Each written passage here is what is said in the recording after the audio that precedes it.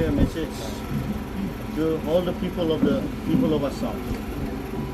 আজি আমি মৰিগাঁও ডিষ্ট্ৰিক্ট জাগিৰোডত আমি এটা পবিত্ৰ হাউচত যেটো দেখাচাম সমাধি আমাৰ অল টিৱা ষ্টুডেণ্টছ ইউনিয়নৰ যেটো অৰ্গানাইজ আজি এটা পাল মিটিং হৈছে আজি আমি ইয়াত এটা পাল মানে আমাৰ ট্ৰাইবেলৰ কাৰণে অসমৰ কাৰণে আমি এটা ডিসিশন লোৱা হৈছে আজিৰ দিনৰ পৰা all the youths of tribal communities of Assam are united. আমি এক কথা হৈছে আজি আমি আজিৰ দিনৰ পৰা অসমৰ আমাৰ ট্ৰাইবেল ইছ্যুৰ কাৰণে ট্ৰাইবেল সমস্যাৰ কাৰণে আজি ভইচ দিবৰ কাৰণে আৱাজ দিবৰ কাৰণে আজি সেই যি মেলত আমি এইটো ফাইনেল ডিসিশন লোৱা হৈছে আৰু আমি এটা ফ্ৰণ্ট অসমৰ ট্ৰাইবেলৰ ইউথ স্পেচিয়েলি ইয়াৰ কাৰণে এটা an umbrella organizations এটি ফৰ্ম হোৱা হৈছে এইটো known as United Tribal Co-ordination Front of Assam.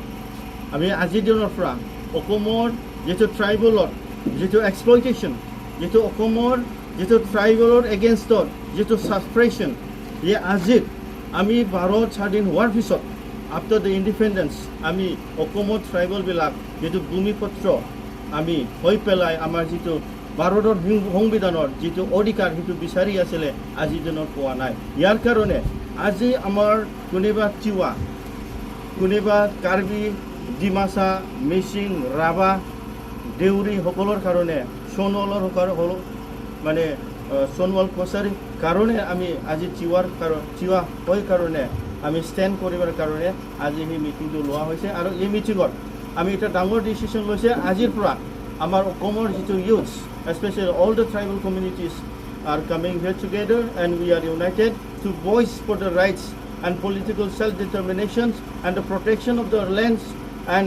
the rights of the indigenous people of Assam. আজি আমি ইয়াত গোটে students leaders from all the tribal communities and all the social activists and all the